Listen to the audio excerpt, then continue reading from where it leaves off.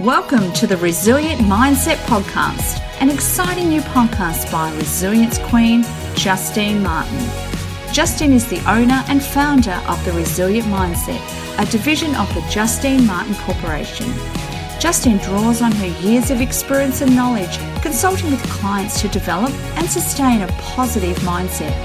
Focused on igniting your passion, purpose and power, follow the Resilience Queen each week as she delves into the mind of her guests, exploring fascinating stories and inspiring journeys.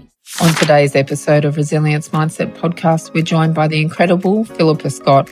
She's a founder of Fantastic Futures, therapist and TRTP practitioner.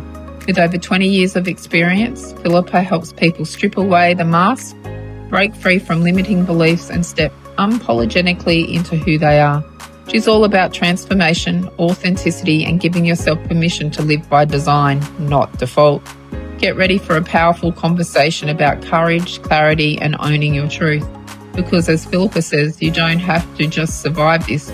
You get to decide who you want to be and become that person. Welcome back, listeners, to Resilience Mindsets Podcast. And in the studio today, I've got with me Philippa Scott. How are you? Mate, I am so good. It is a warm, beautiful day in sunny Queensland, so I'm doing good. I'm so jealous. I'm sitting here in freezing cold Victoria with thermals on and the heater on. I can't wait for the day that I turn that gas heater off. Last month alone, my gas bill was nearly $800 for 1 month. Oh, Yeah, so enjoy that heat up there. thank you. Thank you. I am. That's being resilient, isn't it? Okay, we are adapting. We're going to get straight into tonight's questions. Philippa, what does resilience mean to you?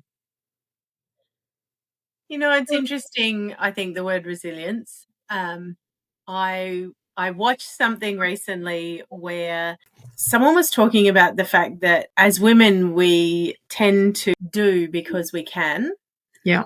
And then we get caught in a cycle of thinking we should just because we can. Mm. And then we call it resilience because we think we should, so we do, and then it becomes this cycle of repetition. And I think resilience is actually the ability to adapt to and to, for me, remain calm in whatever is presented. So I don't have to get it right. I don't have to be perfect. I don't have to be something that other people expect of me. But if I can keep my nervous system in a space that is calm and moving forward and where I maintain a good perspective, then for me that is resilience, even if I mess it up in the meantime. Good definition. For me, it's about bouncing forward. Love that. So out of the life moment that I have faced, and if it's a bad life moment, I don't like to use nowadays the word adversity because I think that has a negative, what's the word? Connotation? Yeah, that's the word. To start with, by saying that, and, you know, we don't get from A to B or birth to death without good and bad life moments. And it's how quickly you bounce out of those bad life moments and bounce forward, because we're never the same shape before we experience that bad moment. So let's talk about a bad moment or an adversity that you faced, and how did you draw on your resilience to cope? I guess this is where we are really, leaning into what does that word actually mean, because for me, one of my pivotal moments was the births of my first two children, particularly. My first daughter's birth, I experienced obstetric violence, and then despite all of the work and effort I put in, I experienced a different sort of obstetric violence the second time. And the first time, my response was to learn everything I could, make different decisions, and take responsibility. And I still landed myself in lots of ways in a position where I was fighting for something that should have been my God-given right. Yeah. And it was still removed from me in lots of ways. And so I then had to seek further alternatives and make even more, I guess you could call them drastic, but they were personally responsible decisions in order to affect change that needed to happen in order for me to be able to move forward in that space. And so for me, that it's possibly one of a lot of them, one of the most pivotal moments of me not choosing to accept what was presented to me, but instead choose to bounce forward into more radical responsibility taking and choosing to own the situation and what had happened for me, and making different choices to achieve a different outcome. Yeah. If that makes sense. Yeah, it sure does. What has been your biggest failure to date, and what resilience techniques did you use to get back up? Biggest failure, man, you go hard at it, don't you? I do. Imagine if you haven't listened to any of our podcasts, because these are pretty much the same questions. I love it. So my one of my biggest failures would have to be, I guess, not realizing as early as I could have that I was parenting and living from a space of mitigating my trauma. Okay. Yeah. If I had been open enough to recognizing that I was living from a dysregulated nervous system and that I was parenting out of trauma earlier, before burnout, because I had multiple small lessons in, hello, we're here, you're burning out, you need to take a break. I had lots of small moments, but I actually didn't wake up. I mitigated all of that stuff under the I guess some people would call that resilience, right? But I just mitigated it all, and then it hit me like a Mack truck, and I had to face it at that point, because it was either give up and just let my body deteriorate, or it was step into healing and finding my power and my strength again, and doing the work and facing the mirror of the shit that I had to deal with. So what techniques did you use to get out of that? So you say you did the work and you're obviously in a better place now. How did that happen?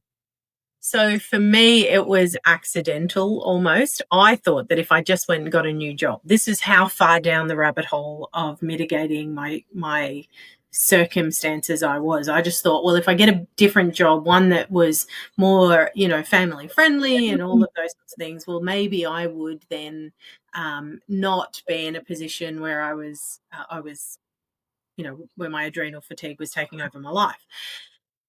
So I went to get a new job, and Judith Richards was looking for someone to work with her. And I read her ad and I went, she's looking for me. That's me. Like, everything about her ad called for me.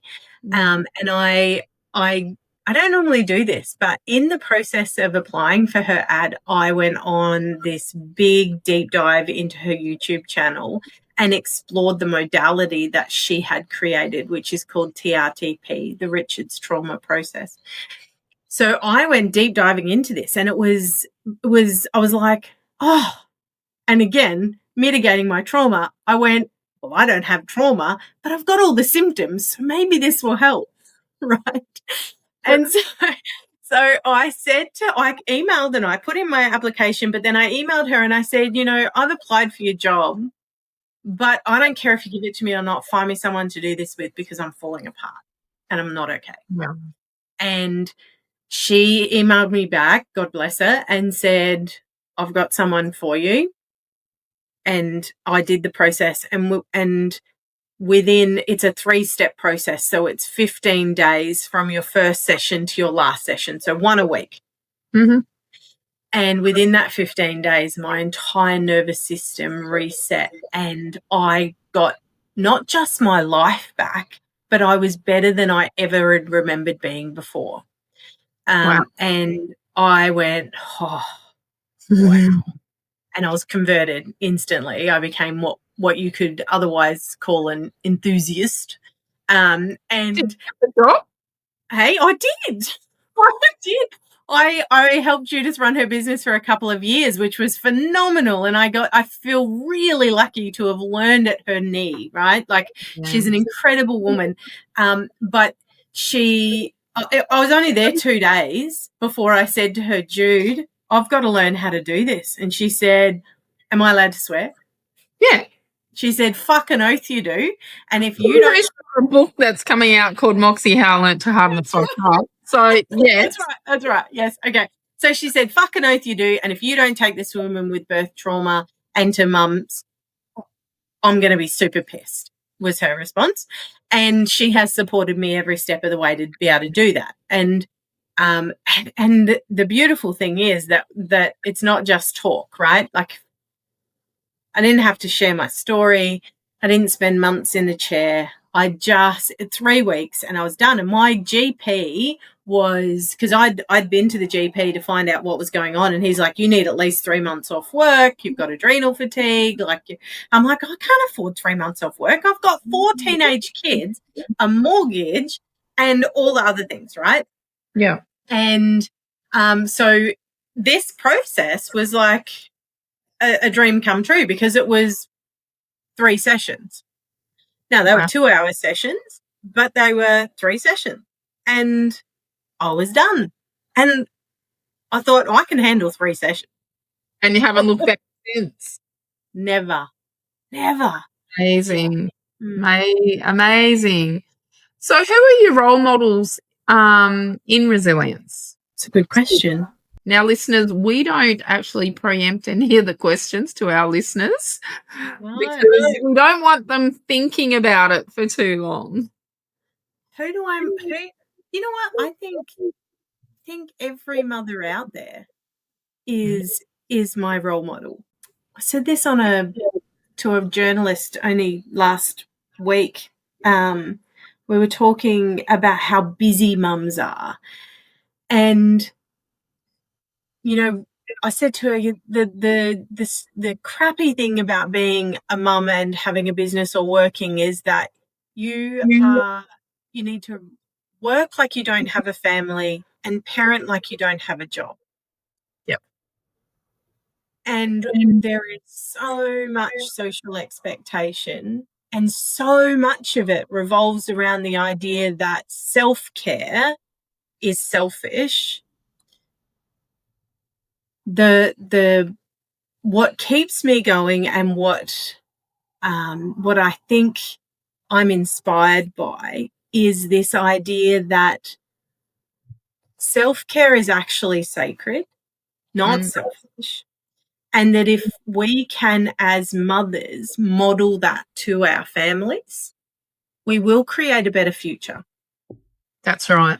I teach the 10 top tips of resilience, and some of my regular listeners will know that self-care is the number one thing that I talk about every single time. It is top of the list, because if you are not looking after yourself, then it's that oxygen mask theory.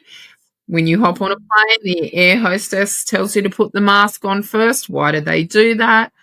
Because if you're not looking after yourself, you can't look after even the child next to you in an emergency.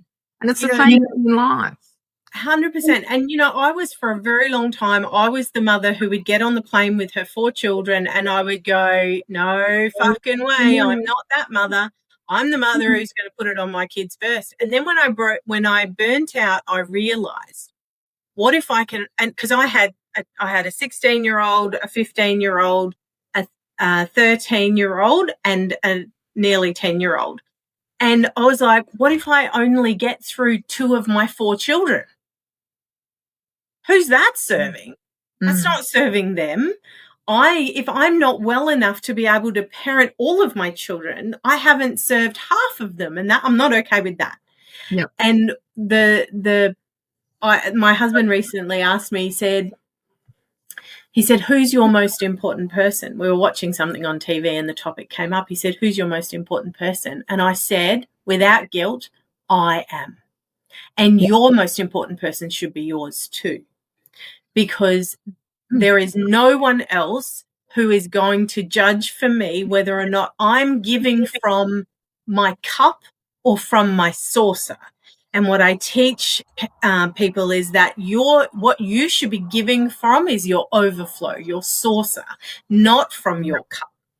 And we as women, as parents, as people, should be getting our cup to a space where it is not just full but overflowing, and no one else knows when that's happening. So we have to take responsibility for that, and then we should be giving from the overflow, not from our deficit, and not from what would otherwise be considered a full cup, because a full cup should be our bare minimum. That's right. Yeah.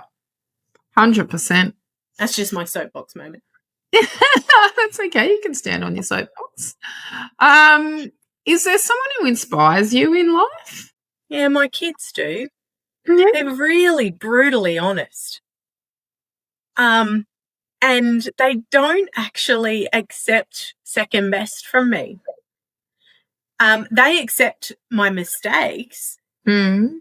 They 100% accept that I will make mistakes, but they won't accept me not doing the very best I can, not just for them, but for me, for my relationships, and for my work. They expect me to give my 100%, even if my 100% fails.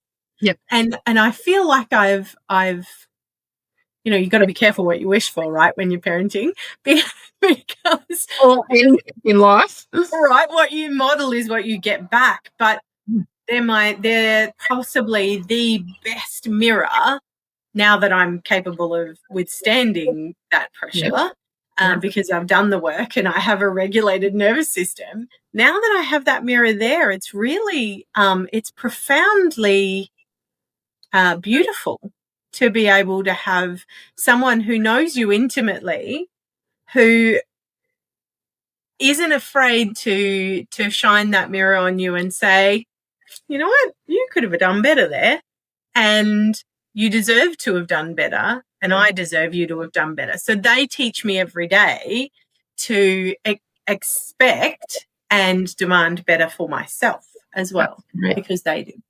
What are your passions in life? I have 150 odd chickens. What? I know. I really love chickens. I'm petrified of them. No. We have all these chickens, and they're so cute. They're like fluffy dinosaurs. They run around with all the chook lady. I am the crazy chook lady. I'm not alone in my passion. We have 4 generations living on our property. So that 150 of them. Yeah. Most of them are babies. Oh, so they don't lay eggs? Not all of them. No, we get about 15 to 25 eggs a day, because there's a lot of young ones, and there's all the roosters, obviously, that go in that mix and everything else. But it's lots of fun, and my granddaughter loves it. My other passions include teaching. I love to teach. I love to pass on knowledge. I teach relationship in parenting. I teach nervous system regulation. I teach confidence and how to find your clarity and your intuition. Yep. I think as mothers particularly, we've been disconnected from our intuition. We've been disconnected from our bodies. I'm the coordinator, national coordinator for Home Birth Australia and the treasurer for Home Birth Queensland. I'm very passionate about women's autonomous rights around childbirth. So that's a huge passion of mine, which is slightly more serious than chickens, I must say. Just slightly. Just slightly. And I'm passionate about the choices we make as parents and how we choose to show up and breaking the cycle so that the next generation can live and be modelled regulation that works. Yeah. Awesome. How do you deal with setbacks? So Judith Richards has this part of the process is what she calls embodied declarations. So we hear a lot about affirmations, right? And affirmations are fine, but they're not quite as good as these embodied declarations, right? I can stand in front of the mirror and I can say, I'm smart. And my unconscious and my conscious brain can both go, dickhead, you went grocery shopping today and you forgot 17 things on your grocery list and your list was in your purse. That's not what smart people do. But instead, if I actually say, I choose to know I am smart, it's a very different declaration because I'm choosing to know that it's true. So for me, the adaptation I've made post TRTP when it comes to adversity and setbacks is, first of all, what am I feeling? And allowing those feelings to come, because the reality is that every feeling is designed to teach you something. There is a lesson in your feelings. If you're sad, then there's something to learn. If you're angry, then there's something to learn. There's a boundary been crossed or something else. But every feeling has a lesson. And once you've extracted the lesson from the feeling, if that feeling is no longer serving you, then we get to move it on with an I choose to know statement, where we rewire that within our conscious and our unconscious brain. And so for me, that's how I deal with it. And sometimes that's as simple as my 15-year-old's come home from school and she's having a massive day and she lets loose at me and I have to go, I choose to know. That's not actually about me. That's about whatever's going on for her and whatever happened for her today. And that shifts me from a place of this is about me and I'm being attacked and I'm defensive into how do I love and parent and support her through this moment today? And that's a beautiful shift. So when I get setbacks or I get these things come in, I try to learn the lesson that is there for me and then shift it so that that feeling moves through. How do you cope with pressure? I have a lot of lists. Do you? I have a lot of lists. Oh my God. What's on your lists? Oh, What do you write down? It's all the little things. You know, I run 3 businesses. I have 3 volunteer roles. I have 4 children and a granddaughter. I have a mother and an auntie who live on property with me. I have a husband who, you know, loves me and wants my attention. So I have lots of demands on my life. But recently I have discovered that for a long time I thought that I needed to, and this came from my mother's love language. Her love language is acts of service. And so I grew up thinking that to be of value I needed to be doing. And I realized in the last couple of years that, in fact, I don't need to be doing in order to be of value. I have value in being, not in doing. And so I have actually started to reject busyness. I don't say I'm busy anymore. And this started for me last Christmas. I was like, everybody's wandering around going, I'm so busy, I'm so busy, I'm so busy. Hold on. You're choosing to go to all of these different events and to interact in that space and to buy lots of presents that you then have to wrap and all the other things.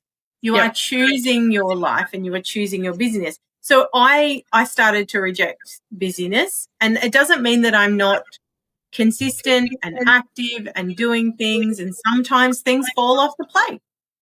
They do. Sometimes things fall off the plate, and I'm okay with that. But I don't allow the pressure to be more than what I am willing to accept, because at the end of the day, I'm choosing that. Yeah. And when you know that you've chosen it, it was like when so after I had my fourth children, people would say to me, "What's the difference between 3 and 4?" And I'd say, "Well, the washing seems to have quadrupled, and someone is always hungry." And I had this moment of standing at the clothesline one day, putting yet again another load on the line, and thinking, "This is my fucking life." And then I went, "Hold on. I chose this life. I chose every aspect of this life, and I can either choose to lean in and go, this is the life, and these are the things I get to do because I get to have 4 kids." Yep. Or I can choose to fight against it and call it a chore. And that's my choice. Yeah. So I think choice is the space for. Yeah, I agree. Definitely. What are you doing to practice your self-care and your personal wellness? Do you know, for me, it's actually really simple. So we have 7 acres, and one of the things we did when we renovated this house is we built a back deck, and that deck sits out and it looks over the part of the paddock. And every morning I go out with my cup of tea. And okay, sometimes I'm up and at a meeting at 6:30, so it'll happen later in the day. But every day I go outside with my cup of tea or my coffee, and I sit on my deck and I just survey. It's like I'm the king of the castle and I'm looking over my kingdom. But I just be on the deck and I sit and I have that hot drink by myself, and I just soak up the joy. And sometimes Tell that you're from Queensland and not Victoria, because there's no way I'd be sitting on a back deck for 9 months. I know, right? But it comes with its own set of challenges, right? This morning I went to sit on my back deck. It was 30 degrees here today. I went to sit on my back deck at 7 a.m. It was before 7 a.m. and I lasted 10 minutes before I was literally sweating. And so I have a side deck that sits on the other side, which doesn't have the morning sun, which I can sit in summer. But I just go outside and I take those few minutes to just enjoy my cup of tea and do what it is that just takes a few minutes to sit. And enjoy. And I spend the evening, most evenings, and at least for some part of the evening, on the couch with my husband. And we just watch trash or whatever, doesn't matter, but we sit and we spend that time together. Except because I've pulled you away for this podcast. That's okay. He had me before and he'll get me after. But it's the little things for me. It doesn't have to be big. It actually, I don't have to go to a spa and do all of those things. I don't need to go and do a massage. Right. Self-care doesn't have to cost money. No. Going for a walk is self-care. Reading a book is self-care. Having a bubble bath with the door locked is self-care. Oh, my God, yes. All little things. Sleeping in one morning is self-care. As long as you don't have appointments that you need to go to. They're all self-care moments. Yeah. So they don't have to cost a lot of money. I hear all the time, I can't afford that. And I'm like, but self-care doesn't have to cost any money except for a bit of time. Totally. And the thing about it is, though, that we as particularly as mothers, there's this idea that self-care is selfish and that we can't take away from our children's childhoods in order to do self-care. But if we think about this outside the box and we go, okay, what does self-care actually look like? And how could I give myself a fuller cup? It could be in sitting on the kitchen floor with our child and breathing in deep and actually sitting and regulating ourselves. It could be having a dance party in the kitchen. You know, that could be the thing that fills our cup, that brings us to a space of actually finding joy in our day. It doesn't have to, self-care doesn't have to exclude our children, but it also doesn't have to be time consuming.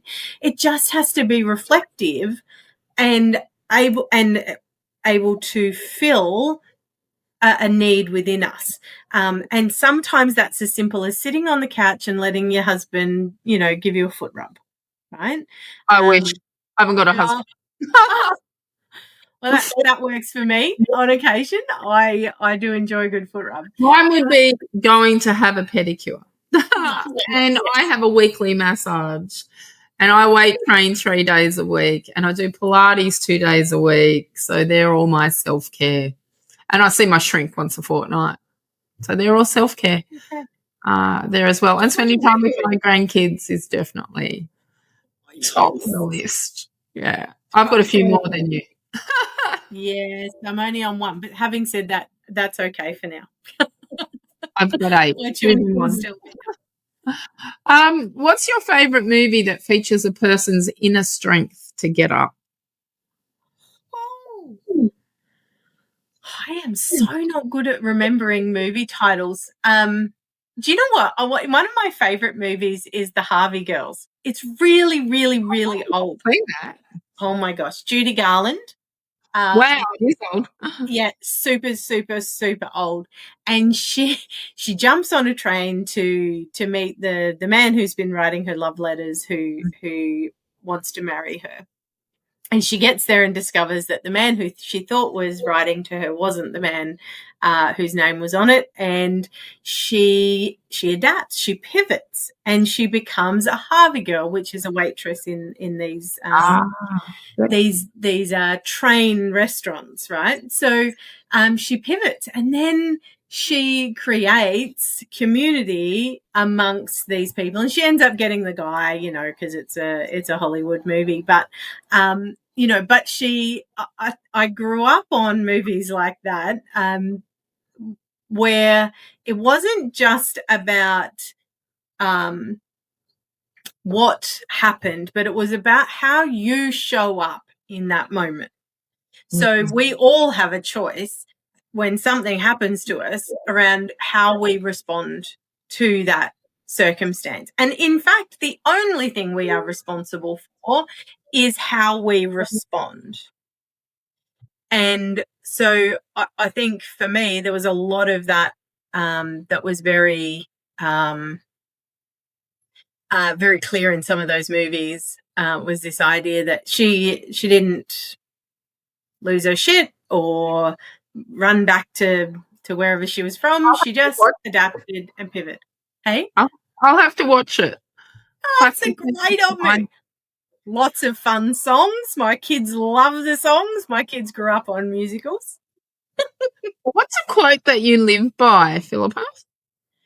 Henry Ford said, whether you think you can or you can't, you are absolutely right. And my dad quoted that very, very often. And I wholeheartedly live by that. We get to choose whatever we think is going to, and look, a lot of what we think is unconscious, and we're not even aware of what's going on in the unconscious. And one of the things I teach is, first of all, how to determine what's going on in your unconscious so that you know what your underlying core belief about that is. So because we're not very good at tuning into our intuition anymore. So how do we listen to our body to get to the truth of what our unconscious is actually believing? And then I teach how to change that, and that's those I choose to know statements. But it's literally that piece around, you know, you get to choose, and that's our power, right? Your power is in your choice. And you get to choose what you believe and what you think. There are people out there who have chosen to believe that the world is flat, despite any evidence there is to the contrary. You get to choose. So use it wisely. Use it wisely because it's your power. And listen to the scientific evidence. No, you can. Yeah. Doesn't matter. The point is that you get to choose, right? That's right. So if you can choose to think that you are infallible, that you are courageous, that you are capable, or you can choose to believe that you are weak, that you don't have capacity, and that you are too busy for shit. Yeah. You get to choose. That's exactly right. If you could go back and give your 18-year-old self one piece of advice, what would it be? Oh, fuck. Huh? So my 18-year-old self was reeling from a partner who had committed suicide. So my 18-year-old self was in a desperate way. Yeah. She was looking for love in all the wrong places. So I would tell her, you are worthy. You are loved. You are deserving. There is nothing that you cannot have, do, or be. And there is no one else who needs to give that to you because you have everything you need within you. Love that. I love that. That should be written up somewhere. Thank fuck you were recording it then, right? Right. And it'll be on YouTube. So if you sit there listening tonight and you want to see what we both look like, you can go on Justine Martin Corporation YouTube channel and all the vlogs are on there. And of course, the podcasts are on all major streaming platforms. So let's move into some fun questions now. If you won $10 million tomorrow, what would you spend it on? Oh, that's easy. So I have this big mission. I want to create what I'm calling the gathered family hubs. And I would start creating these spaces where families can come and feel and will learn, first of all, learn how to create a village, learn how to have a tribe where they can be in community with other people. So, 400 years ago, everyone went and washed their, clothes in the river together and everybody cooked around communal fires. And there were spaces for us to commune. Yep. And we desperately miss that community right now, and families, particularly young families, are really missing that heart connection with other families. And so my book is called Finding Your Tribe, From Isolation to Connection. And I have this huge big business plan around actually creating, and I have all of the programs, all of the pieces there for people to learn how to give and receive. Because if you don't have someone to call at 2:00 in the morning because you got to take one of your kids to the emergency department, you don't have a tribe. So want to teach people how to do that, how to really lean in, and about reciprocity and how all of these pieces work so that they can give and receive in equal measure and feel good about that, not feel like they're failing. So I would launch a whole bunch of them straight up, and just get that whole ball rolling. That would be what I would. That would When be you put it out to the universe, things come. Oh, yeah. Totally. What's a book that you'd recommend to read? If you're a parent, one of my favorite books would be Hold On to Your Kids by Gordon Neufeld and Gabor Mate. where they really teach the science, the psychology, and the physiology behind attachment and relationship-based parenting rather than parenting from around behavior. Okay. And one of my favorite all-time books, in terms of showing up in that space. Loved that book. What's one question you wished I'd asked you, and how would you have answered? Man, you're really good at this. Okay. I'd want it after 4 seasons. What do I wish you'd asked me? I should say how we met. Yeah. Yeah, we met. That was cool.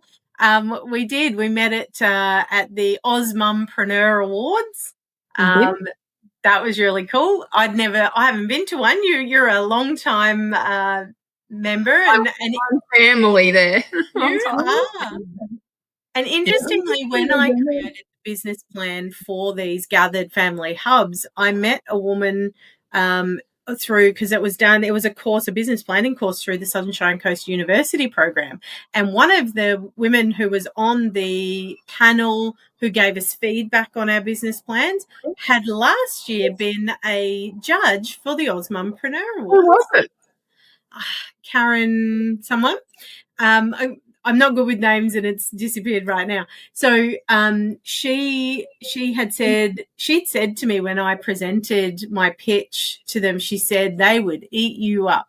Now I did not present that as what I was going with but I was nominated for the Osmumpreneur by a colleague of mine who created the Backyard Peace Project. So Kathy Dominy, who is running the Backyard Peace Project, which is an incredible network of professionals who can help to uplift and allow people to really, sort out their own backyard first and lean into that space. So I'm a global ambassador for her, and she nominated me, and I was like, oh my gosh. And I would never give up a chance to network with a bunch of incredible, powerful women who are all doing wonderful things. So I'm like, all right, I'm going to go for that. It wasn't Karen Chaston, was it? Sorry? Was it Karen Chaston from WA? No, she's on the Sunshine Coast. Oh no, she is. Yeah. She's actually been. She was on season 1 or season 2. Oh, there you go. I do need to reach out to her again. We have been chatting, but when the nomination came through, I was like, I've heard of this before. I will take that up. So it was beautiful to go down to Geelong and spend some time, and it was lovely to hear you speak and to get some real context around some of the things that people are doing. It was great. Love that. And how did you go with your awards? Refresh my memory. I got an honourable mention for Women Changing the World. Yay. So are you going to enter the Women Changing the World Awards this year? I didn't know that was a thing. Yeah, so there's the Women Changing the World Awards. The nominations are open at the moment, and then the finals are in Paris. Wow. And is that just womenchangingtheworld.com? Like, what's that? I'll send you the link afterwards. Yeah, that'd be great. I can't remember. It's when you haven't been getting emails from it in your inbox. Oh, look, I might, but there's about 7,800 emails unread in that inbox. So they're connected to Osmums as well. Magic. Yeah. Okay. Yeah, I want a few of those as well. Of course, yeah. Yeah. Exactly. Okay. What are you most proud of? I am most proud of the fact that I am committed to always showing up. I'm most proud that my clients know without a shadow of a doubt that I hold them. Yeah. And I think the number one thing people say about me is that they feel safe with me. Yeah. And that makes me proud because I want people to feel safe with me. My children, my partner, my clients, my friends, I want them to feel like they are safe with me and that I've got them. And I'm sure they do. If you could live anywhere in the world, where would it be? Oh, I think I'm living in paradise, really. Like, I live on the Sunshine Coast, right? Like, it's a great place to live. If I was going to live anywhere else, I don't know. We lived in New Zealand for a while, and it was stunningly beautiful. We lived in Wanaka, and my kids adored it. Very cold. It's so cold in winter. My husband had to buy his first ever set of flannelette pajamas because he's a Queensland boy through and through. Always lived in Queensland. On the bed at the moment. My cleaner went to put single ones on yesterday, and I looked at her and I went, "We've got maximums of 15 all week. I don't think I need summer sheets on just yet." She goes, "Oh, I think you're right, Juzzy. I better put those flannelette ones on." I'm like, "Yeah, I think you better, Chrissy. At least for another week or 2 weeks, and then let's try and, go into the jersey sheets and then into the summer bamboo sheets." So, oh my gosh. Yeah. So cold down here. What was your favourite subject in school? Oh, physics. Really? Yeah. I loved physics. I love logic, and I'm very practical, and I love the logic of all of those things. So for me, I'm actually quite process driven. And which is why I love TRTP, because it's just a follow the bouncing ball process. It just works, right? And if you follow the process, it works. But yeah, I loved physics. I was good at. I was not expecting you to say that. Well, because I'm a problem solver. Ah, I like to solve problems. I like to think. Me too, but physics was not it wasn't even on my radar at school. But anyway. Yeah, maybe I just like showing the boys up. I don't know, but Pineapple on pizza, yes or no? yeah. Knew we were friends for a reason. Thick crust or thin crust? Well, my hips like thick crust. And so do my taste buds. If I was going to go all out, I'd have cheese in the crust as well. Oh, see, I like a thin crust because I can eat more then. But I can't have any of it anymore because I can't have gluten or dairy. So try eating a gluten-free vegan cheese pizza just doesn't have the same whack to it. Tea, coffee, wine, beer.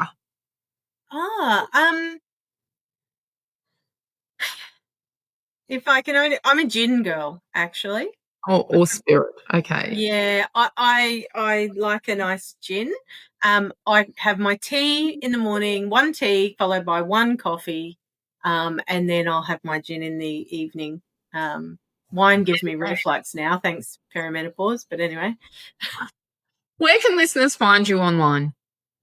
So you can find me at fantasticfuture.com.au. You can find me at unapologeticedge.com. You can find me on my podcast at The Family Architect, Parenting by Design Rather Than by Default. And I'm on Instagram and Facebook under a variety of different handles. You're on LinkedIn too, aren't you? Sorry? LinkedIn as well. 100% I'm on LinkedIn. I'm on YouTube as well. You can find me in a variety of different spaces. I think the link on my email that I sent you has my bio site, which is like, different version of Linktree, which gives you all of access to all those spaces. And we'll pop in all the details into the show notes. So if something has sparked your interest today, then you'll be able to contact Philippa direct. So, Philippa, I just want to thank you for coming on Resilience Mindsets podcast. It's been an engaging, enlightening conversation tonight. You never knew about the chickens. No, or about the physics. I'm an enigma. I want to see photos of the chickens is what I want. I'll send you a picture of my 2-year-old grandbaby with little chickens in her hands. I'm sure it's cute. Listeners, until next time, make sure you're bouncing forward. We hope you enjoyed the Resilience Mindset podcast. Remember to subscribe to the podcast to get your weekly fix listening to Resilience Queen Justine Martin. Follow Justine on social media at Resilience Mindset or log on to justinemartin.com.au. And until next time, remember, life doesn't get easier or more forgiving. We get stronger and more resilient.